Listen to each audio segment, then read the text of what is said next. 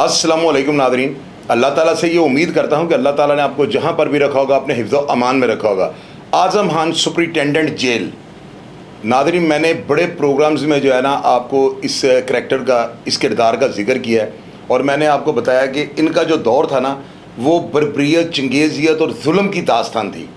जेलों के अंदर जो है ना उस वक्त इतने ताकतवर अफराद थे ना, ये 1983 का दौर जो है ना, जब वो कैंप जेल आते हैं तो वहाँ पर जो है ना जेल के अंदर कौन कौन से अफराद थे। असगर पैना वाला, बाला बैंता वाला, इनके अंदर जो था अच्छू बारला, रईस टैंकी, उसके अलावा बिलाल हुसैन, उमा गसाई, उसके अलावा नादर वाला ग्रुप के अफराद, कालू शाहपुरिया, मलक नसार, रियाज जवारदीन वाला, काला दाई वाला, बहु बसी वाला, इस तरह के करैक्टर जो थे ना आज़म खान साहब के साथ जो है ना 83 के दौर में रह चुके हैं। आज़म खान साहब का जो है ना मैंने किसी से नंबर लेकर जो है ना मैंने उनसे कांटेक्ट किया और उनकी मेहरबानी की उन्होंने मेरा नंबर जो है ना अटेंड किया। उसके बाद सबसे पहले मैंने उनसे ये पूछा, खान साहब आपको पता है कि मेरा भाई जाहिद था। उन्होंने जो है ना इस बात की तस्दीक की और कहा कि मैंने आपके वालिद साहब चौधरी रहमत अली एडवोकेट को ये कहा था कि आप अपने बेटे को जो है ना इसकी ज़मानत करवाने के बाद बैरून मुल्क भेज दें, वरना ये आपको भी ले डूब जाएगा, यानी आपको भी मरवा देगा। खान साहब ने खुले लफ्ज़ों में मुझे ये बात बताई और उन्होंने मुझे ये कहा कि तुम्हारा भाई बहुत दिलेर था, लेकिन वो इस कदर दिलेर था कि मैंने पेशन को ही कर दी थी कि ये खुद भी मर जाएगा और साथ अपने वालिद साहब को जो है ना मरवा देगा। और वही बात हुई, जब उनसे मेरी बात हुई तो उन्होंने कहा कि आपको याद है कि मैंने आपको भी एक बार जो है ना कैंप जेल के अंदर पकड़ा था और आपको ये बात बाबर करवाई थी कि आपके वालिद साहब को मैंने ये कहा था कि ज़ादे को जो है ना इसकी बेल करवाने के बाद बैरून मुल्क भेज दें। तो मैंने कहा बिल्कुल मुझे याद है, उस वक्त आपने मुझे बहुत ज़्यादा मरवाया भी था। ये 93 की बात है जब मैं जेल में था, लेकिन मेरे भाई जाहिद वाले वाक़यात जो है ना ये 85 और 86 की आपको मैं बता रहा हूँ। तो 83 में आज़म खान साहब जो है ना डिप्टी सुपरिटेंडेंट आगे कैंप जेल में लगे थे। नादिन, मुझे उन्होंने एक वाक़या बताया, उन्होंने कहा कि ये बाला बैंता वाला एक बहुत बड़ा करैक्टर हुआ है और इसके बारे में ये मशहूर था कि इसकी वालदा कोट लखपत जेल में इसकी मुलाकात के लिए जाती हैं और जब इसकी वालदा जो है ना उस वक्त ये अपने बाप के कत्ल का बदला लेके गया हुआ था। इसकी वालदा जेल में जाकर जो है ना शेडों में किसी बंदे को ये कहती है मेरे बाले ने बुला दो। तो बंदा आगे से कहता है माँ जी केड़े बाले की गल करते हो, कहती मेरा बाला बड़ा जवान है। तो आगे से बंदा जवाब देता है, कहता है माँ थे सारे बाले ही जवान है मामा दे। वो माँ जो है वो जब बाला बैंता वाला मुलाकात पे आता है तो उसको कहती है तू एडा वड्डा काम करके हैं, तेन तो जानते कोई नहीं।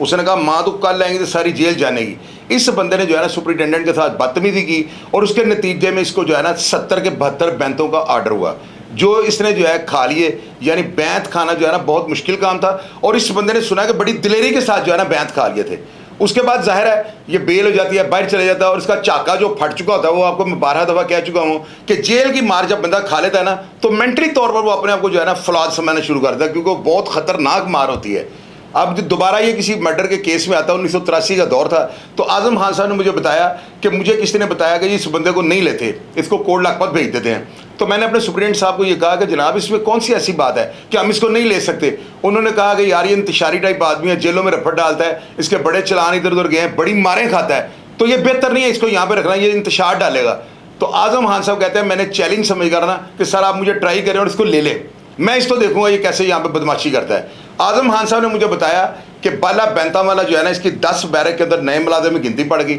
ऊपर वाली चक्कियों में ये बंद था और मैंने शाम को गिनती लॉकअप होने के बाद जो ना अपने हमले को कहा पीछे कोई नहीं आएगा, मैं अकेला जाकर देखता हूँ बंदा कितना बड़ा बदमाश है। जाहिर है कि डिप्टी सुपरिटेंडेंट एग्जीक्यूटिव पहले भी जेल के अंदर जाकर किसी भी टाइम चक्कियों के आगे जाकर मुलजमान और हवालातियों से बातें कर लेते थे। इसी तरह आज़म खान साहब ऊपर जाते हैं और उनको पता होता है कि ये 9 नंबर चक्की में बंद है। ये आहिस्ता आहिस्ता चलते चलते जो है ना 9 नंबर चक्की के आगे खड़े हो जाते हैं और आज़म खान साहब ने बताया जब मैं उसकी चक्की के आगे जाके खड़ा होता हूँ तो बाला बैंता वाला जो है ना पीछे हाथ रखकर ज़मीन पर लेटा हुआ है और इसके पाँव जो है ना जंगले के ऊपर है।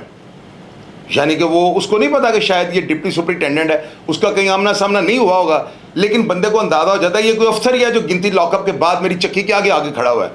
आज़म खान साहब ने बताया कि मैंने जब उससे पूछा कि भाई तुम्हारा नाम क्या है तो उसने कहा जी मेरा नाम इकबाल और बल है, यानी बैंता वाला जो है ना इसने आगे से नहीं जवाब दिया और इतनी बात करते हुए जो है ना उसने अपनी टांगें जो है नीचे कर ली।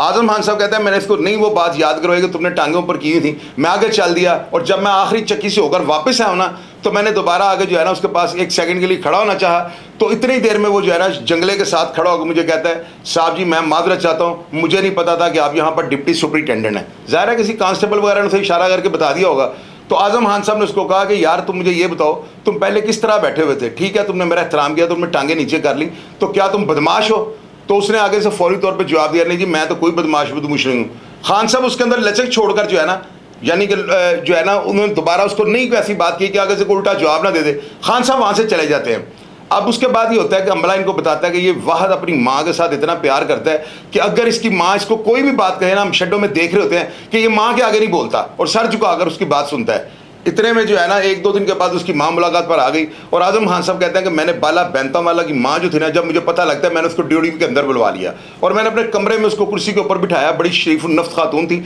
और उन्होंने जो है ना नकाब किया हुआ था, यानी यूँ कह लें कि जैसे उन्होंने दुपट्टा या कोई ऐसी चीज़ जो है ना जैसे चेहरा अपना ढांपा हुआ था। खान साहब कहते हैं मैंने उसकी वालदा को बताया कि ये आपका बड़ा एहतराम करता है, तो आप क्या अपने बेटे को बदमाश बनाना चाहती हैं? पहले ये अपने वालिद का बदला लेकर आया और अब दोबारा ये एक और कत्ल में आ गया, तो क्या आप यही चाहते हैं कि आपका बेटा सारी ज़िंदगी जेलों के अंदर गल जाए? तो उसकी माँ ने कहा कि बेटे मैं तो कभी भी नहीं ये चाहती हूँ, पहले भी ये जो है इसके साथ ज्यादती हुई तो उसका बदला ले गई है, अभी भी इसके ऊपर जो है ना नाजायज़ कत्ल की FIR कट गई और इसको जेल में आना पड़ गया, तो मैं तो ये नहीं चाहती हूँ। तो आजम खान साहब कहते हैं मैंने उसकी वालदा को ये कहा कि देखें जो ਜਿਹੜੀਆਂ ਮਾਵਾਂ ਬੱਚਿਆਂ ਨੂੰ ਹੱਲਾਸ਼ੇਰੀ ਦਿੰਦੀਆਂ ਨਾ ਤੇ ਉਹਨਾਂ ਦੇ ਜਨਾਜ਼ੇ ਫਿਰ ਚੁੱਕਣੇ ਪੈਂਦੇ ਜੇ। ਤੇ ਮੇਰੀ ਗੱਲ ਯਾਦ ਰੱਖਣਾ, ਤੁਸੀਂ ਪੁੱਤਰ ਨੂੰ ਬਦਮਾਸ਼ ਬਣਾ ਰਹੇ ਹੋ क्योंकि ਤੁਸੀਂ कोट लखपत तक गल की थी कि जी मैं तुम्हें तो जानता ही कोई नहीं, तो अगले दिन आपके बेटे ने बैंत खा लिए, तो ये आपको बात करनी नहीं चाहिए थी, आप अपने बेटे को आम कहते हो की तरह लें। तो खान साहब ने मुझे ये बात बताई कि बाला बैंतावाला जब मुलाकात पर आता रहा तो उसकी माँ ने उससे कहा कि भाई अज तो बाद जेल च तेरी कोई बदमाशी की गल मैं ना सुना, पुत्र मैं नहीं चाहती कि मैं तेन जिंदे ने तो छड़ गई तो तेरी लाश लैके तो जावां, तो पुत्र जेलों च आके अफसरां नाल नहीं लड़ीदा, साडी इन्हां नाल किहड़ी कोई दुश्मनी है। आजम खान साहब कहते हैं कि जितनी देर भी बाला बैंतावाला उस दूसरी FIR में 302 के मुकदमे में जेल के अंदर रहा, मेरे से कभी भी बदकलामी नहीं की, बल्कि मैं जो कहता था, जो रूल के मुताबिक था, दौरे के ऊपर बैठना, सुपरिटेंडेंट की ऑनर करनी, हर वो चीज़ वो करता था कि जो मुझे नहीं दुखती थी और मैंने इसको अप्रिशिएट किया। बाद में मेरे वही सुपरिटेंडेंट गालबर राजा निसार जिन्होंने मुझे कहा खान साहब तुहानू मन गया, तुसीं एडे विगड़े तिगड़े बंदियां नूं शुद्ध कर दिता है, यानी ये भी बिल्कुल कानून के दायरे च आ गए हैं और इन्होंने भी कोई यह काम नहीं किया जिससे इंतशार या कोई एडमिनिस्ट्रेटेड ग्राउंड जो है ना इनमें खलल पड़े। तो आजम खान साहब कहते हैं कि मैंने शाहिद साहब आपने मुझे कई प्रोग्राम में यूं हिटलर बना के पेश कर दिया है, जैसे मैं चंगेज़ खान या हिटलर से मुशाबत करता हूँ। तो मैं आपको हकीकत बात बताता हूँ, मैं वो सुपरिटेंडेंट था या मैं वो डिप्टी सुपरिटेंडेंट था जिसने तशद्दुद को कभी भी प्रमोट नहीं करना चाहा था। मैं हमेशा मुलज़िम की जो नफ्सियात होती थी ना उसके साथ जो है उसको दुरुस्त करने की कोशिश करता था, उसकी कमज़ोरियाँ पकड़ता था और उसकी दुखती रग के ऊपर पैर रखकर जो है ना उसकी इस्लाह करने की कोशिश करता था और तकरीबन मैंने जो भी तजर्बे किए हैं मेरे कामयाब हुए।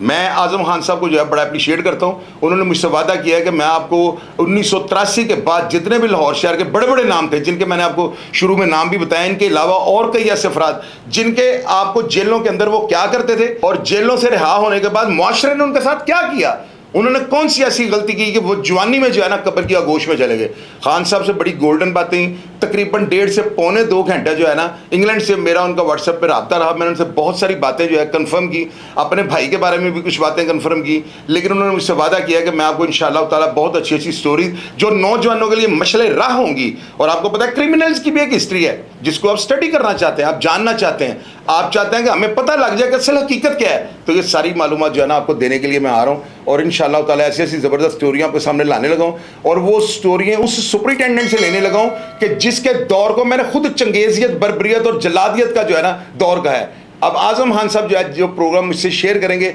इंशाअल्लाह ताला मनोयन वो सारी बातें मैं आपसे शेयर करूंगा। प्रोग्राम देखकर अगर आपको पसंद है, प्रोग्राम में किसी भी बात पर आप तनकीद करनी चाहें, बिल्कुल आप कमेंट बॉक्स में आइएगा और मैं हमेशा की तरह आपको रिप्लाई करने की कोशिश करूंगा। अपना ढेर सारा ख्याल रखिएगा जी। पाकिस्तान जिंदाबाद।